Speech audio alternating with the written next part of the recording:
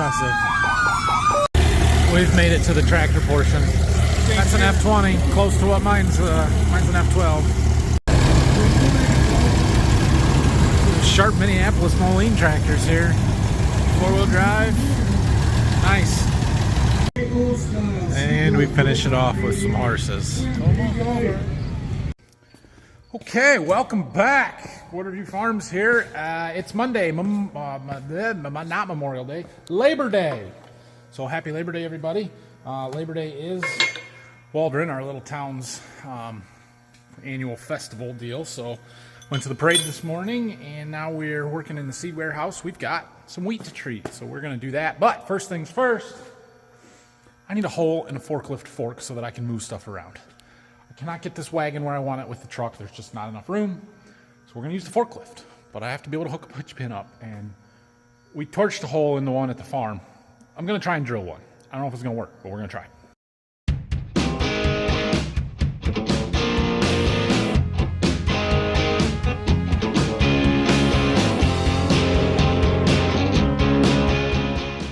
Well, I managed to get through it with a small bit.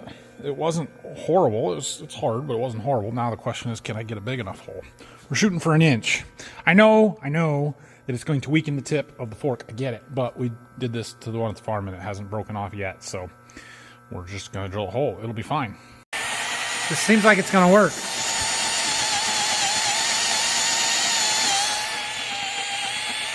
Check it out. That took a little while because we had a lot of material to remove, but we got a hole. That's an inch. It should work. Most of our pins are 3/4 or 7/8, so we'll go with that for now. All right, so we got our forklift ready to go. I'm letting it charge, so I'm getting everything else ready before I unplug it and stuff. But we need to get our chemical mixing. That is a new tote. This is a partial leftover from last year, and we're gonna let it recirculate. So we've got a closed system, pump system here where it latches there and it latches there and it recirculates it back through and pump it out through the nozzle when we need it. And we can just basically pump that straight into our tank because we're using it we're not blending anything else. We're just using what's in that keg. It's Vibrance Extreme. That's all we need. Well, that and water to dilute it, but we'll put the water in the other tank so we don't have to mess with that too much. But we gotta get our wagon in position. We gotta let that mix, just get a few little odds and end things around, and then we'll be good to go. All right. The problem with treating stuff out of a wagon is that I don't know exactly how much is in the wagon, but we put a little over 3 gallons of Vibrance Extreme in there, which is enough for about 200 bushels. So we'll see. I got my farming videos on the TV I put in up here. So we've got this all set up, but we gotta put water in yet. And we're letting it recirculate, working chemical through all the lines, getting everything flushed and ready to go. And then we need to get our wagon set up so we can start filling. That will work. That will work. Look at it. Beautiful. Now we can be a little more precise in our wagon placement. Just like normal, when we're doing beans, we still have to calibrate. So we are running the calibration, let it pump for 30 seconds. We catch it, measure it, compare what the computer says to what our catch can says. Well, I tell you one thing I really, really like about this trader is its accuracy. It is dead on. I mean, I do have to go through and calibrate it, right? But I did that one time. The computer told me I put on like 19.6 fluid ounces. There was actually 22 in the tube or in the catch can. I told it that, and I ran the test again, and it's dead on the second time. So it's always been super accurate. I really like that. We are ready for some wheat. I got the wagon in place over there. We've got the auger or the conveyor lined up with our box. So the process here is to conveyor up and fill that box, shut the conveyor off, treat that box into here, and then we'll take this box and set it off to the side. We'll grab another one and just keep repeating the process over and over, and that box just stays there and catches it. So let's fill her up. So I think this is going to work here. We're going to conveyor on, and then we'll open up the gate.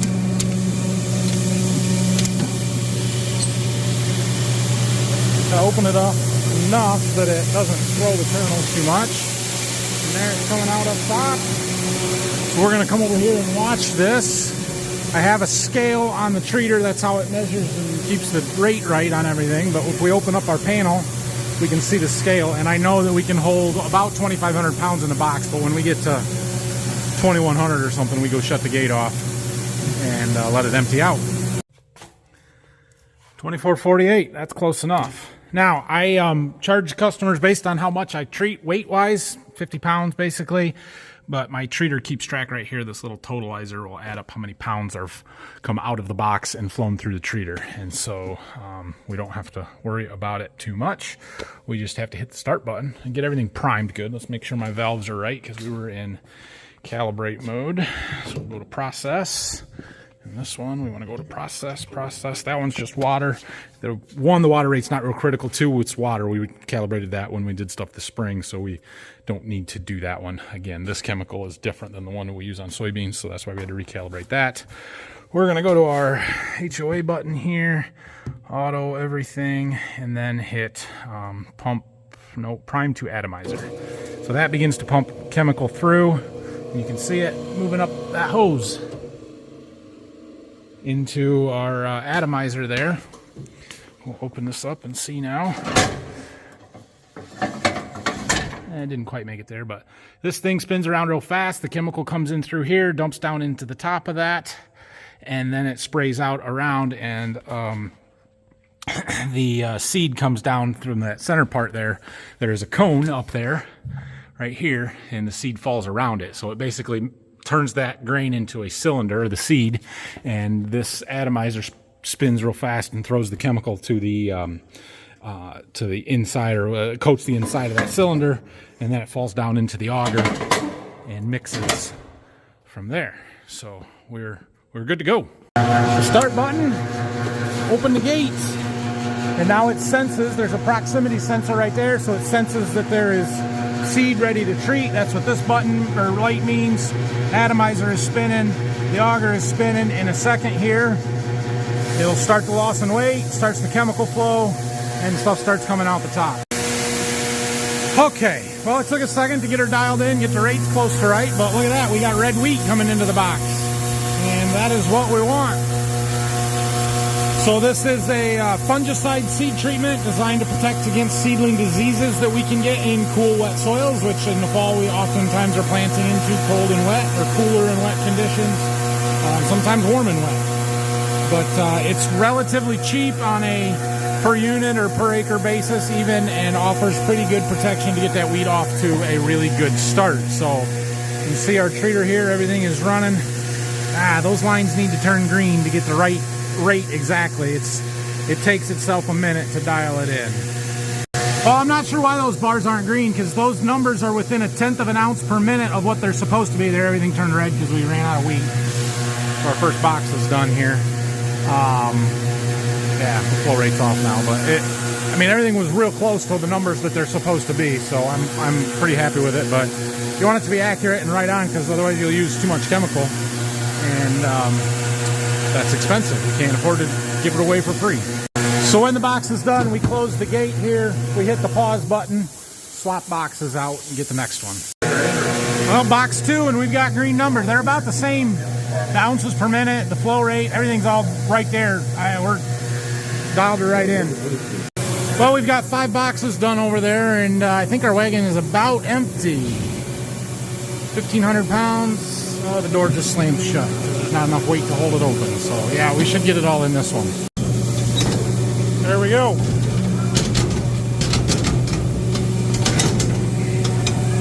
Trying to get that little bit out.